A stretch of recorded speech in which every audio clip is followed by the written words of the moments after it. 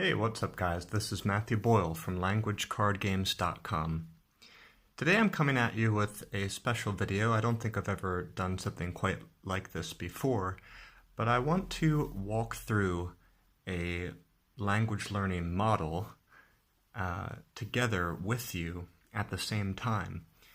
Perhaps you have a spare piece of paper or a whiteboard and a notebook, and we can work through this together. This is a model that I posted on Reddit recently, and it became very popular there, and a lot of people poured some very interesting comments and questions and further ideas into the comment section below. So I want to link out to that in this video. Maybe you can join the conversation there.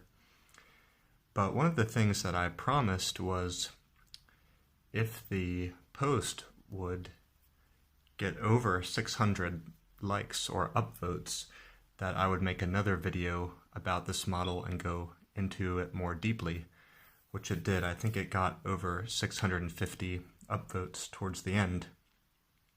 This model is something that I teach in the Cardlanger Academy, which is a gamified language learning coaching program. So if you're interested to learn this model more deeply one-on-one with me, or you want to learn more models like this, then feel free to check out the Cardlanger Academy back at LanguageCardGames.com to learn more. Alright, so I hope you have some paper or a notebook, and let's do this together. I think it'll be more beneficial for you if you follow along and write this down with me. Somehow it's better for the brain, better for the mind. And get a few different color Sharpies if you can, or different markers. Maybe 4 or 5 would be good. And this model is called the Langevity Matrix. So let's write that at the top.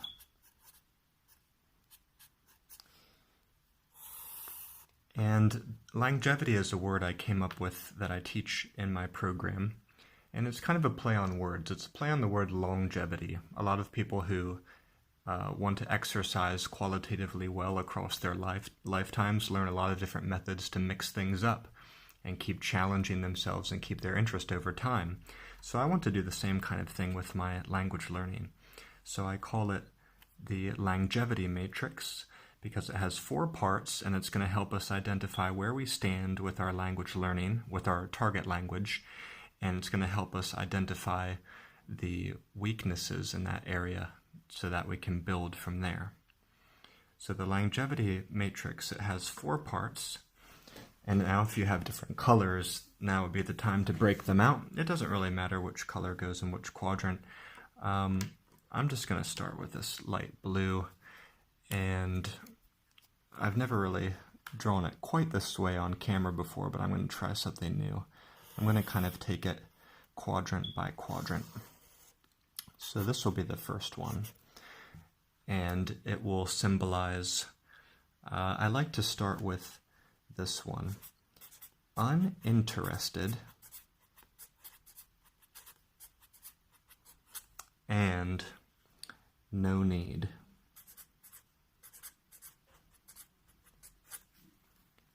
Okay, so if you've never seen this before, what this means is you're not interested in the target language and you see no need to be studying it.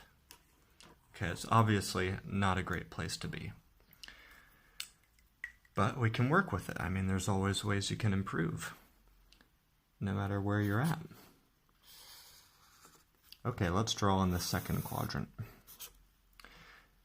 The second quadrant, let's make it you're interested,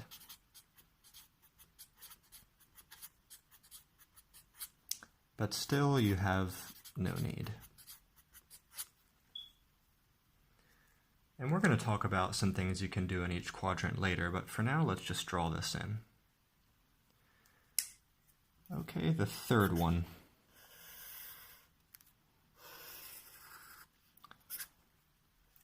Third will be you have a need, but you're not interested. So, uninterested, and there is a need. And then the last one,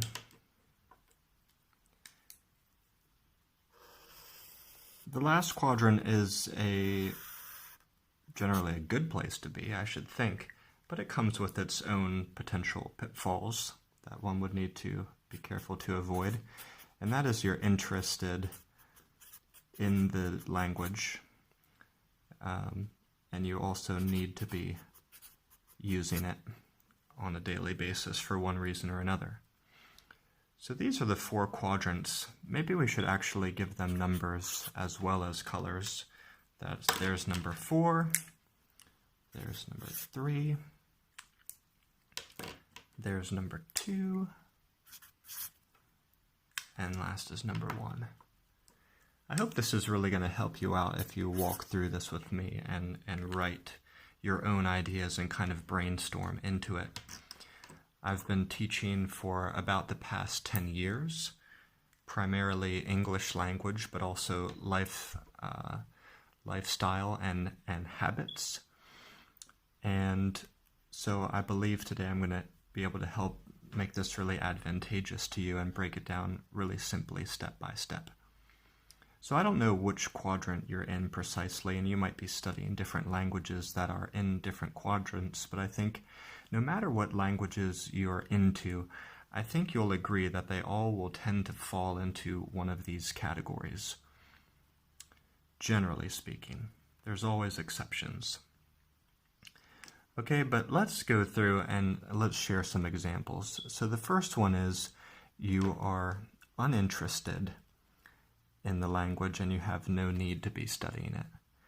Now this became the most controversial quadrant on the Reddit post, and I think some people misunderstood it. They said, well, if I'm not interested in the language and there's no need for me to be learning it, then this conversation wouldn't even come up at all. There's absolutely nothing I need to do. But I'm looking at this as more of a lifestyle issue, and one example that I can give you is I live and work in China, and I've done so for many years, and one thing that I notice is sometimes the expats who come here to work, they are uninterested in learning the language, and they see no need to be learning the language, and yet that frame of mind is causing them problems in their daily life, and it's also causing them problems for other people because they depend more on other people and they have trouble navigating and getting things done in their daily lives because of this frame of mind. So if you're in this frame of mind with a particular language, we need to break out of it. So what are some things we can do? The first thing I think is really important if you're uninterested is find a way to spark your interest. Now, you don't need to necessarily follow along with me at this point. You may have your own ideas, and I would encourage you to maybe put some lines in here. Maybe you can organize it a little better than me, but maybe you'll put some bullet points or something and try to put, 3 to 5 ideas in each quadrant. But you need to find some way to spark your interest. Maybe that could be music or movies. Maybe that could be cartoons or games. And then also, you're going to have to look at establishing some kind of real-world need. Now that could be as simple as meeting a tutor once a week. That puts a little bit of pressure on you to keep up with it. Even the slightest bit of pressure can help you break out of a rut and get the ball rolling. This is something I wanted to do with Cantonese. I knew I wanted to learn Cantonese, but I was pretty busy. I didn't have a lot of time, and I told myself, just get a tutor to help hold me accountable and just meet at least once a week to kind of get the ball rolling. Another thing you can consider is, who do you meet regularly? Sorry, this is not looking very clear. This marker is a little thicker than I thought it was going to be here, but who do you meet regularly in daily life that you could work with on this language? So another thing I do is there are some shopkeepers around. To still use my example from Cantonese, there are some shopkeepers around who Cantonese is their native language.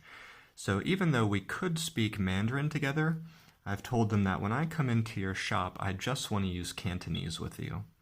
So that's another way to help you establish a real need. Okay, let's move on to the second quadrant.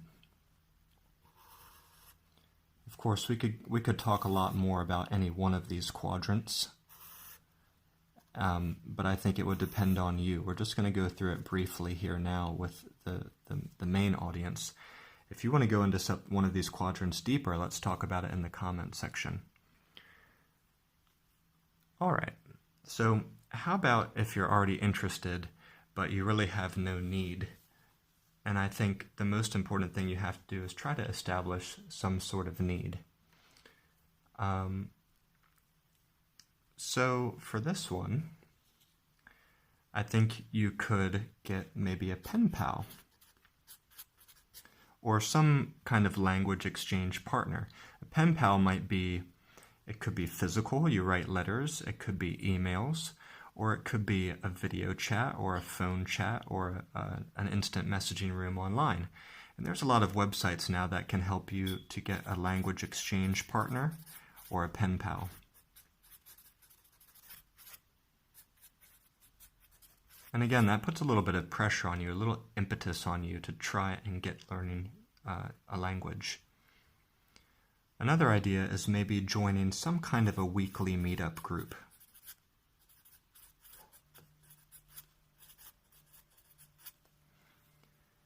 This could be at a cafe or some kind of gaming corner. And also, I might if you're really in the situation in one or two where you have no need at all, I might recommend changing your environment or having a look at your environment. Maybe your environment puts no pressure on you to actually be learning this environment, and it's not supportive, this language, and it's also not supportive of you to learn this language. So simply changing your environment, and it doesn't mean you necessarily have to move to a different home or a different country, but just being in the right environment a few times a week could really help you out. Okay, let's go to the third quadrant. In this one, you're uninterested, but you really need to be learning it. So maybe you have to learn it for an exam, or maybe it's something related to your job, but you find the language intolerably boring, and it's simply a matter of interest. What could you do?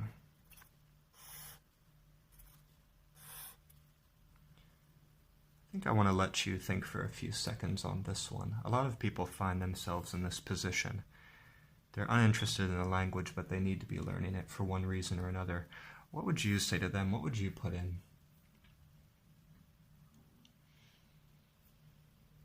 Uninterested and need to do it.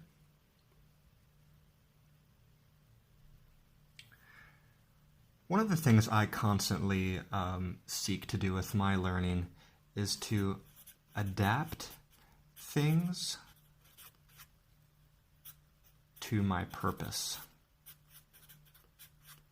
Things that I already like. So for example, if I really like rock and roll music, I could research some Cantonese rock and roll bands and talk about these songs with friends or a tutor. So I use the medium of rock and roll music to spur my interest in Cantonese. Another thing for me is I really like card games and board games and tabletop games. Whoops, spelled that wrong. And so what I might do is investigate what type of table games do Cantonese-speaking people like to play. It might be a tile game like mahjong or some form of poker, and I could play that game with people and attempt to converse with them around the table, and that would really attract and hold my interest for a longer time, and I could start to pick up some introductory phrases. And I could possibly just go from table to table so that I wouldn't bore or bother or trouble those people, but I could move from table to table, from day to day, and just play with different people. There's always people who might be willing to meet with me and play. So that could possibly be a great inroad for me. And if you're like me and you like tabletop games and card games, you can also check out some of the card games I make at languagecardgames.com, because there's some that can fit really any target language you're after, such as Language Guardians would be a good one. Okay, let's go to the fourth quadrant. This one I'm definitely in for my Mandarin studies, because I'm several years into it. And I often feel, I don't know if you feel this way with any of your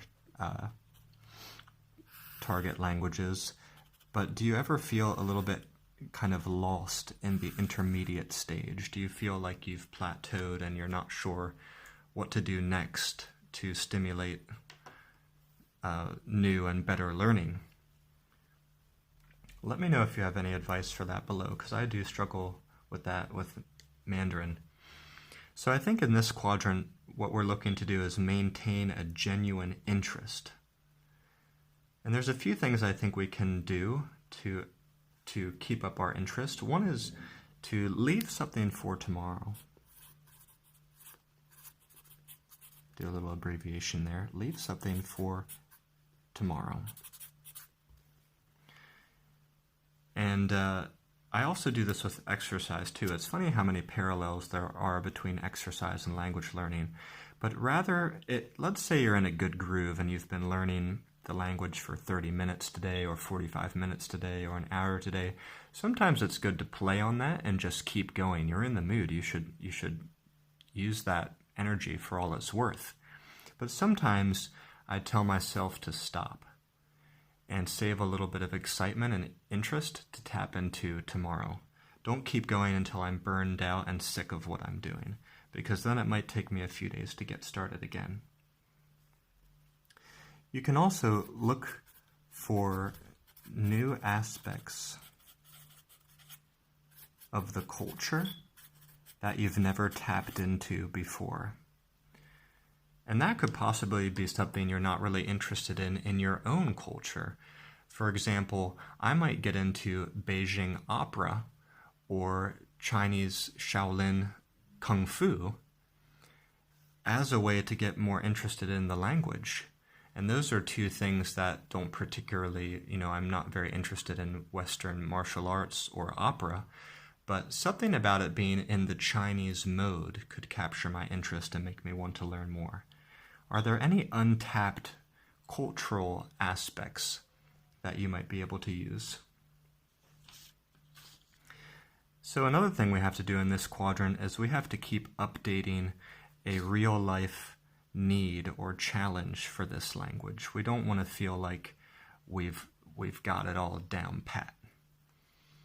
So you need to give yourself greater real-world challenges that keep up the real feeling of need. I think a great way to do that is to teach others. Become a tutor and share what you know. That is a fantastic way, because you kind of connect with the excitement of a beginner. When you see how excited they are to learn at the beginning stages from you, you can kind of connect to that feeling and feel it again.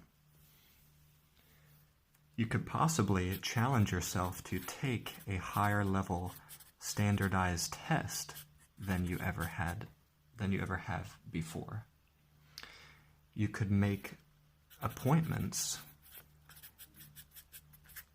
with people who cannot speak any other language.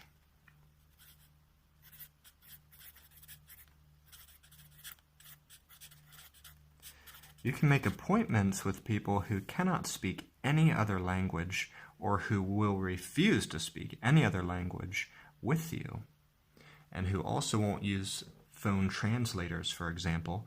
Make a time to meet them and hang out with them so that you absolutely have to use what you know to make any sort of communication happen. All right, so we've kind of drawn this to a close for now. I hope you got a lot of value out of this. Again, it's called the Langevity Matrix. And if you have any ideas you want to add to any quadrant, let us know down below in the comment section. I would love to know where you're at. And I would say for me, my Mandarin is probably in this quadrant, the orange quadrant 4. And then to some extent, my Cantonese would be here in the pink and blue quadrant. I'm interested in it, but I don't really feel a need to learn it because my Mandarin is good enough to get around, and also a lot of people speak English around here. So to put myself in situations where I really need to use my Cantonese would be helpful. Now, if you like this model and you've gotten some value from it, I hope that you'll like and subscribe to this video and leave your comments.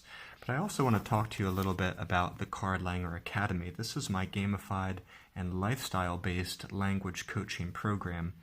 And some of the things we talk about are establishing a vision for yourself as a language learner, some kind of mantra that you can recite every day. We do a lot of subconscious training and subconscious work. We teach the RTP model. We teach the Langevity Matrix, which we got into today. We use a lot of games, and we play games with our clients over video calls. We like to analyze habits and make your daily habits strong. And we do weekly check-ins with emails, phone calls, and video calls.